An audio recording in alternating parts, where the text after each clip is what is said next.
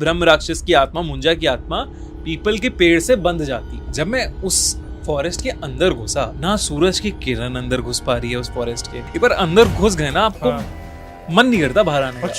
उसकी आत्मा को कहते हैं वो ब्रह्म राक्षस बन जाता है।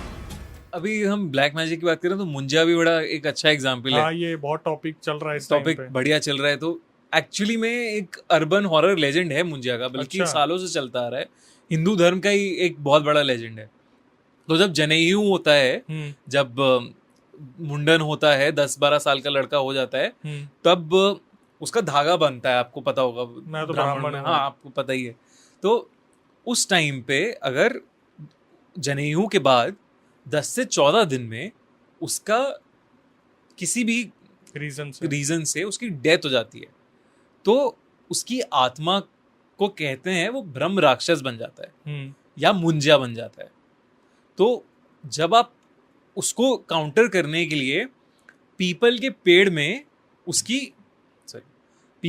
में उसको बांधा जाता है रिचुअल्स करके। एंड अगर आप देखोगे, मेरे सोसाइटी के जस्ट बाहर एक बहुत बड़ा पीपल का पेड़ है और वो पूरा बंधा हुआ है आज की डेट में भी। तो कितने सारे लोग हैं से बंधा हुआ होता है वहां पे।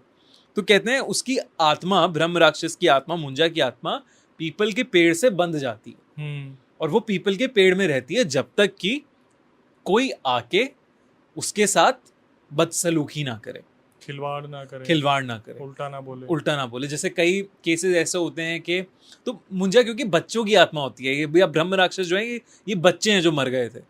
तो ये बड़े शैतान होते हैं और बड़े खूंखार भी होते हैं, एट द सेम टाइम भयानक भी हो जाते हैं। तो आप जब इनके साथ कुछ बदमाशी करोगे या ऐसा कुछ करोगे जो इन्हें अच्छा नहीं लगता, जैसे इसलिए कहते हैं पीपल के पेड़ के पास आप पेशाब नहीं करनी चाहिए, पीपल के पेड़ के पास आपको शराब नहीं पीनी चाहिए, पीपल के पेड़ पे पत्थर नहीं मारने चाहिए या किसी भी पेड़ पे नहीं मारने चाहिए, डिसरिस्पेक्ट नहीं करनी चाहिए पीपल के पेड़ पे। रात में इसलिए कहते हैं रात में जाओ ही मत। ये भी कहते हैं कि इनका टाइम होता है कि सनसेट के बाद और सनराइज तक एक्टिव रहते हैं ये लोग, सूरज में नहीं कर पाते, लाइट से डरते हैं ये लोग। पहचान क्या होती है भाई, कैसे पता चले किसी पेड़ पे अगर ब्रह्म राक्षस है? तो पहचान तो अब क्या ही होगी। जैसे मैंने सुना है, आप मैं नॉलेज के लिए बता देता हूँ, बताना अगर सही हो तो। बोलते हैं जो पीपल का पेड़ नीचे से हरा भरा होता है, अच्छा खासा तना होता है उसका, लेकिन ऊपर से वो सूखा होता है। बोलते हैं कि ऐसे पेड़ पे मुंजिया या ब्रह्म राक्षस बैठना पसंद करता है, और जहाँ वो बैठता है वहाँ का पूरा हिस्सा सूख जाता है, जबकि तने पर उसके फर्क नहीं आता, वो अच्छा खासा बढ़ता रहता है। मतलब नीचे से पेड़ चौड़ा होगा और ऊपर तक जाते जाते थोड़ा कमजोर हो जाएगा। हो सकता है, मुझे ये मैंने सुनी है थ्योरी। लेकिन जो ये मुंजिया है और ब्रह्म राक्षस है, क्या ऐसा भी होता है कि कोई बड़ा अगर मर रहा है तो वो ब्रह्म राक्षस बन रहा है, छोटा अगर मर रहा है तो वो मुंजिया बन रहा है? नहीं, ऐसा नहीं, मुझे इतना डिटेल में नहीं पता, बट मुझे इतना पता है कि ब्रह्म राक्षस, मुंजिया आपस में इंटरचेंजेबल वर्ड्स हैं। अच्छा, मतलब एक ही है, टर्म्स एक ही हैं, हाँ, अलग अलग हैं। जैसे चुड़ैल हो या डायन हो, कहने के लिए हम एक ही कह जाते हैं। कभी कभार बोल देते हैं, सही बात है कि ये चुड़ैल है तो उसी को डायन भी बोल देते हैं। बिल्कुल ऐसे अलग अलग, मतलब अलग अलग रिचुअल्स में पीपल के पेड़ में है ही। इनफैक्ट मैं कीनिया गया था अभी रिसेंटली लास्ट ईयर में, तो वहाँ भी पीपल के पेड़ से अलग एक ईविल जुड़ा हुआ, ईविल की कहानियां हैं वहाँ पे। कीनिया कहाँ भाई? अफ्रीका में वहाँ तो वहाँ पे भी माना जाता है, वहाँ पे भी ट्राइबल लोग, वहाँ पे भी ऐसे माना जाता है कि ट्राइबल लोग में जल्दी कोई मर गया तो इसमें ईविल अटक जाता है, मतलब उसकी भी आत्मा पीपल के पेड़ में अटक जाती है। भाई वहाँ कैसे जाना हुआ आपका? वहाँ रिसर्च करने गए थे क्या? नहीं, वहाँ बस घूमने गया था। यही लोकेशन मिली जाने के लिए?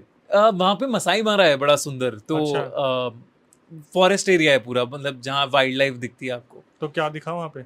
भाई तो वाइल्ड लाइफ के लिए गए थे, ऐसा कुछ मैं भूत की रिसर्च करने गया नहीं। ऐसा मेरे को लग रहा है सुन के कहीं अफ्रीका का वुडू ब्लैक मैजिक बहुत फेमस है, कहीं वहाँ चले गए हो? नहीं, वो सब मैंने एक्सप्लोर नहीं किया, वो थोड़ा ब्रेक पे था तो मैंने कहा आराम से वहाँ पे चिल करा जाए। तो वहाँ पे फिर भी जाने के बाद थोड़ा बहुत तो पता लगाया होगा कि यहाँ पे ट्राइबल क्या करता है क्या नहीं करता, कुछ ऐसा? बहुत ज्यादा तो नहीं किया मैंने। वैसे मैंने सुना है कि अफ्रीका का ब्लैक मैजिक बहुत स्ट्रांग होता है। हाँ। हुआ क्या था भाई जब आप वहाँ गए थे? मैं बताता हूँ। तो मैं अफ्रीका में तो मैंने एक्सप्लोर नहीं किया ज्यादा, लेकिन मैं जापान जब गया था तब वहाँ गया था मैं। वहाँ पे एक ओकीगाहारा फॉरेस्ट है जहाँ कहते हैं कि मतलब दुनिया की सबसे खतरनाक फॉरेस्ट है वो, सबसे हॉन्टेड फॉरेस्ट है दुनिया का, और ऐसी जगह है जहाँ पे सबसे ज्यादा लोगों ने जान दी है अपनी अच्छा। उस जगह पर। जब मैं उस फॉरेस्ट में गया तो इतना, एक तो डेंस है वो फॉरेस्ट कि आप, मतलब मैं जनवरी के टाइम पे गया था, बाहर हवा चल रही थी ठंडी ठंडी एकदम, और धूप पड़ रही थी साथ में। जब मैं उस फॉरेस्ट के अंदर घुसा ना, सूरज की किरण अंदर घुस पा रही है उस फॉरेस्ट के, मतलब पेड़ से पूरा ढका cover हुआ कर है, रखा हाँ है। पूरा ढका सा हुआ है वो, इतना डेंस है। अपने इंडिया में तो ऐसा नहीं लग रहा मेरे को, ऐसा कुछ होगा। ऐसा नहीं है, ऐसा नहीं है कोई जंगल। आई थिंक वो पेड़ ही ऐसे, उसे उस एरिया को, जो फॉरेस्ट है ना, उसे सीज ऑफ ट्रीज भी बोला जाता है। अच्छा। इतना बहुत बड़ा है वो, ऐसा लगता है कि कोई हरे रंग की समुंदर है अगर आप ऊपर से देखोगे उसे। तो क्या हो रहा था भाई, यूट्यूब का रिवेन्यू कम हो गया था वहां गए थे? नहीं, अब मैं टूर का पार्ट था हमारा, तो मतलब एक टूरिस्ट डेस्टिनेशन भी बन गई है वो एक तरह की। तो हमारे तो ऐसा भी नहीं था कि मुझे उसके लिए बहुत आउट ऑफ द वे जाके जाना पड़ रहा था, तो टूर का ही पार्ट था मेरे, जहाँ मैं जा रहा था। तो मैं चला गया था वहाँ पे, मैंने कहा देख के आते हैं क्या है क्यों। तो मैं वहाँ गया, एंट्रेंस पे ही बोर्ड्स बने हुए हैं कि इस फॉरेस्ट में आप अपने रिस्क पे जा रहे हैं, और आप ध्यान रखें कि अपनी लाइफ को हार्म ना करें किसी भी तरीके का, अपने बच्चों के बारे में सोचें, अपने पेरेंट्स के बारे में इतना सब सोचें। कुछ लिखा हुआ ये है? सब लिखे हुए हैं वार्निंग्स वहाँ पे। मतलब आप ऐसा समझो ना, दुनिया का सबसे ज्यादा ऐसा स्पॉट है, वो बड़ा स्पॉट है जहाँ पे हर साल, हर महीने, हर दिन सबसे ज्यादा लोग अपनी जान देते हैं। भाई जब पता है यहाँ मरने आते तो उस एरिया को बंद क्यों नहीं कर देते? कर नहीं सकते, क्यों? बहुत बड़ा एरिया है, कहीं से भी घुस रहा है बहुत बंदा। बड़ा एरिया है, कहीं से भी घुस सकते हैं। बहुत बहुत ज्यादा बड़ा area, and it's a vegetation है पूरा, मतलब एग्रीकल्चरल पार्ट। एग्रीकल्चरल तो नहीं कहूंगा, बट ग्रीनरी बहुत ज्यादा है उधर। फिर जब आप गए तो आपको ऐसा तो लगा कि कुछ नेगेटिव सा? यार एक तो आप कहीं पे भी ऐसी जगह जाओ जहाँ, तो एक तो धूप नहीं है, हाँ। तो लाइट नहीं है, हम्म। अंधेरा है। हम्म। दूसरा, हवा जो बाहर चल रही है, आपको हवा नहीं आएगी अंदर, हम्म। हवा की भी आपको आवाज नहीं है, हम्म। पत्ता गिरने की आवाज नहीं है, कोई आवाज ही नहीं है वहां पे। आपको अपनी सांसों की आवाज आ रही है, जो आप सांसें। अकेले ही चले गए थे क्या? मतलब वाइफ, पूरा ग्रुप था या फिर? नहीं, मैं और मेरी वाइफ थी बस। हाय, बहुत बड़ा रिस्क लिया है तो आपने। सो हम लोग देख रहे थे क्या होता है, क्या होता है, क्या नहीं होता, बट पता नहीं यार रिस्क था कि नहीं था, बट चले गए। अब भाई गए तो आपके गए। इरादे तो ठीक थे। हाँ, ये नहीं इरादे इरादे सब बढ़िया थे। ऐसा बड़ा ना, जेन्युइनली वो कहते हैं कि कॉलिंग सा है उस फॉरेस्ट में। अगर आप एक बार अंदर घुस गए ना, आपको हाँ। मन नहीं करता बाहर आने का। अच्छा नहीं? हाँ, मतलब ऐसा है कि आप चल रहे हो ऐसा, और आप ना, अगर मेरी वाइफ भी नहीं होती शायद तो रिस्क था, तो रिस्क था। तो रिस्क हो सकता था। ऐसा भी क्यों भाई?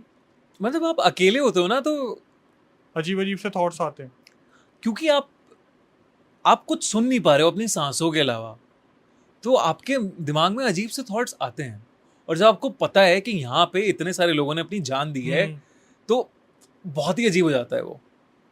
अब आप उस फॉरेस्ट में जा रहे हो, आप देख रहे हो फॉरेस्ट में घुसने से पहले वहाँ पे ग्रेव्स वहाँ पे वो बनी हुई हैं, कब्रें, और मेमोरियल से बने हुए हैं लोगों के और लोगों ने चढ़ा रखे हैं, फूल चढ़ा रखे हैं। इसे आप कब्र भी देख रहे हो वहाँ पे।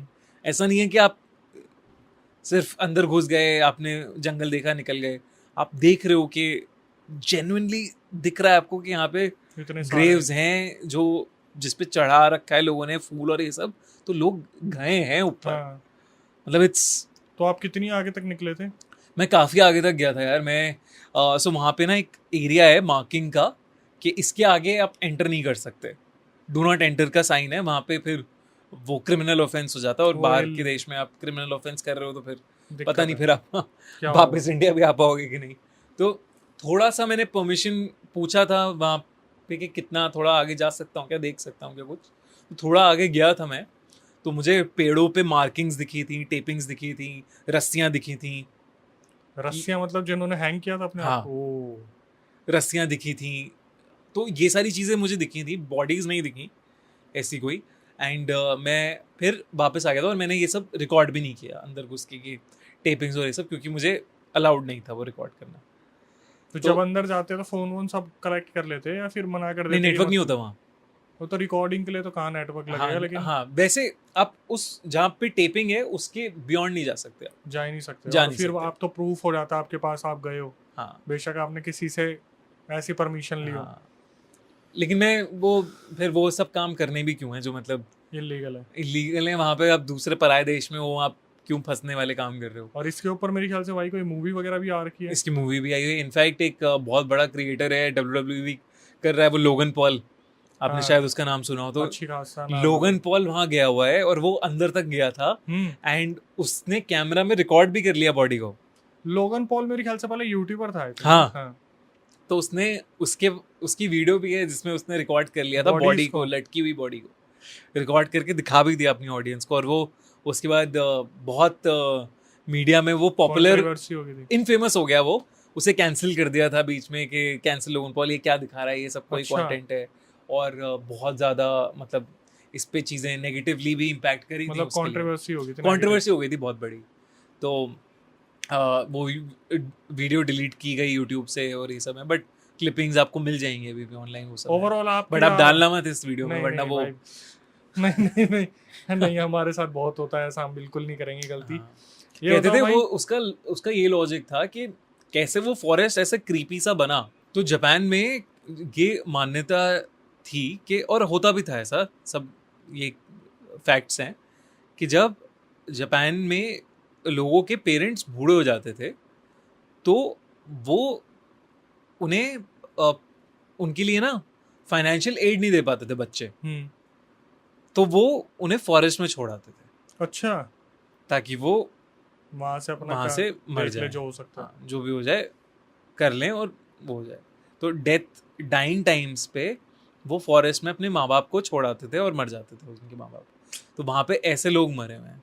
तो अगर वो, जैसे अगर आप जाते हो तो ऐसा लगता है कि कोई पुकार रहा है आपको या कुछ इनवाइटिंग है या ये सब है, तो आई थिंक वो उनकी भी आत्माएं हैं जो अनसेटिस्फाइड या अनफुलफिल्ड हैं, जो शायद लॉन्गिंग देख रही हैं।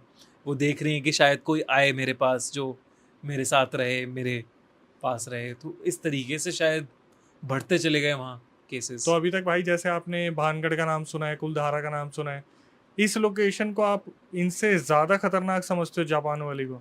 अब मैं वो कह नहीं सकता, लेकिन ये तो मुझे पता है फैक्चुअली कि तीनों जगह पे मौतें बहुत हुई हैं। भानगढ़ में मुगलों ने लूटा था, तो जिस टाइम लूटा था तो वहाँ पे बहुत सारे औरतों की और बच्चों की और आदमियों की लाशें हुई थी, मारा था उन्हें। फिर वो मुगल में जल भी गया था पूरा भानगढ़, तो आग लगी, बहुत सारे लोग मरे। तो भानगढ़ में हज़ारों के करीब मौतें हुई हैं।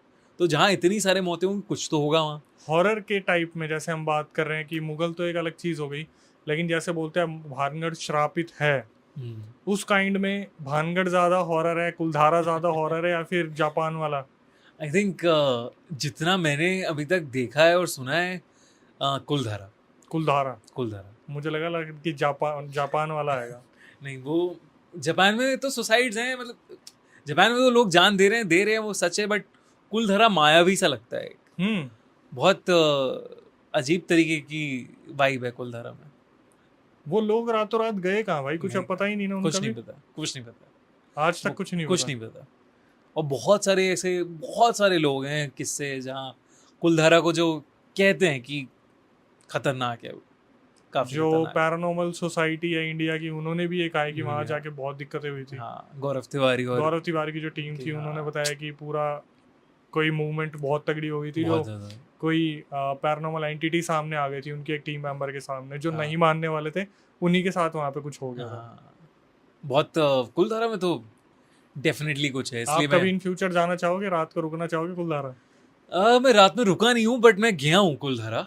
तो अच्छा, आप जा रखे हो, अब तो भानगढ़ भी जा रखे होगे। भानगढ़ तो देखो, भानगढ़ भी गए हो, कुलधारा भी गए हो, जापान वाले में भी गए हो, तो आपको लगता है कुलधारा सबसे? कुलधारा। और उसका रीजन क्या है कि मायाविया, मतलब किस तरीके से, कुछ आइडिया दोगे ऑडियंस को? मतलब मुझे नहीं लगता आप कुलधारा में रात गुजार सकते हो। सीरियसली? हाँ, मुझे लगता है कि आप जापान में भी सुसाइड फॉरेस्ट में कैंप करके वापस आ सकते हो, लेकिन कुलधारा में नहीं आ सकते। भानगढ़ में शायद कर सकते हो। भानगढ़ में कुलधारा इम्पॉसिबल। कुलधारा मुझे अलग कुछ लगता है वहाँ पे। टूटा फूटा है सब कुछ पूरा। हाँ, मतलब वो वो बहुत अलग मिस्ट्री है।